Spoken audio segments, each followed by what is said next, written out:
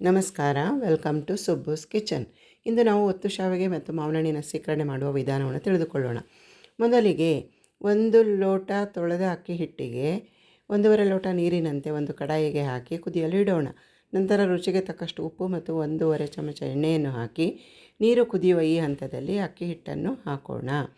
ಅದು ಚೆನ್ನಾಗಿ ಕುದ್ದು ನೀರು ಮೇಲೆ ಬಂದು ಬಿಳಿ ಹಬೆ ಬರುವಾಗ ಅದನ್ನು ಚೆನ್ನಾಗಿ ಮಿಕ್ಸ್ ಮಾಡಿ ತೊಳೆಸಿಕೊಳ್ಳೋಣ. ಚೆನ್ನಾಗಿ ತೊಳೆಸಿ ಅದನ್ನು ಗಂಟಿಲ್ಲದಂತೆ ಮಾಡಿ ಮುಚ್ಚಳ ಮುಚ್ಚಿ 2 ನಿಮಿಷ ಇಡೋಣ.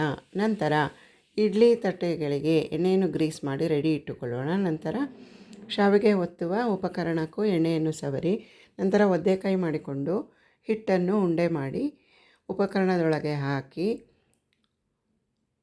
ಮುಚ್ಚಳ ಮುಚ್ಚಿ ಇಡ್ಲಿ ತಟ್ಟೆಯ ಮೇಲೆ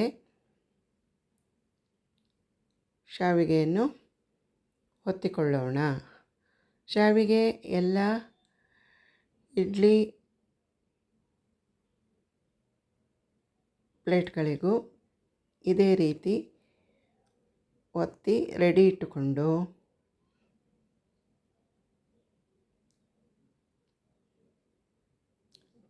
ಒದ್ದೆಕಾಯಿ ಮಾಡಿಕೊಂಡು ಚೆನ್ನಾಗಿ ನಾದಿಕೊಳ್ಳಬೇಕು.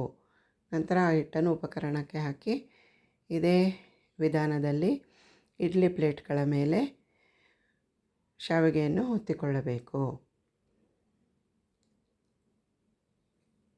ನಂತರ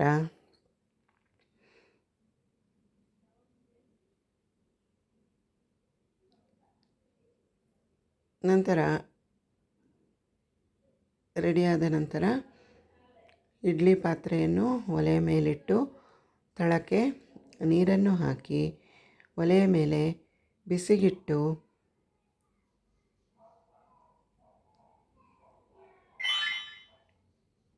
ಇಡ್ಲಿ ಪ್ಲೇಟ್ಗಳನ್ನು ಜೋಡಿಸಿ ಮುಚ್ಚಳ ಮುಚ್ಚಿ 15 ನಿಮಿಷ ಬೇಯಿಸಿಕೊಳ್ಳಬೇಕು. ನಂತರ ಶಾವಿಗೆಯನ್ನು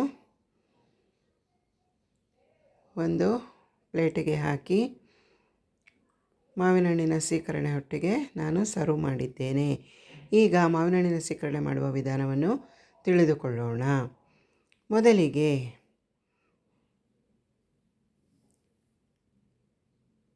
ಎರಡು ಮಾವಿನ ಹಣ್ಣನ್ನು ತೆಗೆದುಕೊಂಡು ತೊಳೆದು ಸಿಪ್ಪೆ ಎಲ್ಲ ತೆಗೆದು ಹೆಚ್ಚಿ ಅದನ್ನು ಮ್ಯಾಷರ್ ಸಹಾಯದಿಂದ ಮ್ಯಾಶ್ ಮಾಡಿ ರುಚಿಗೆ ತಕ್ಕಷ್ಟು ಸಕ್ಕರೆಯನ್ನು ಹಾಕಿ ಕಾಯಿಸಿ ಆರಿಸಿದ ಹಾಲನ್ನು ಹಾಕಿ ಸ್ವಲ್ಪ ಏಲಕ್ಕಿ ಪುಡಿಯನ್ನು ಹಾಕಿ ಚೆನ್ನಾಗಿ ಮಿಕ್ಸ್ ಮಾಡಿದರೆ ಸೀಕರಣೆ ಸವಿಯಲು ಸಿದ್ಧ. ಧನ್ಯವಾದಗಳು.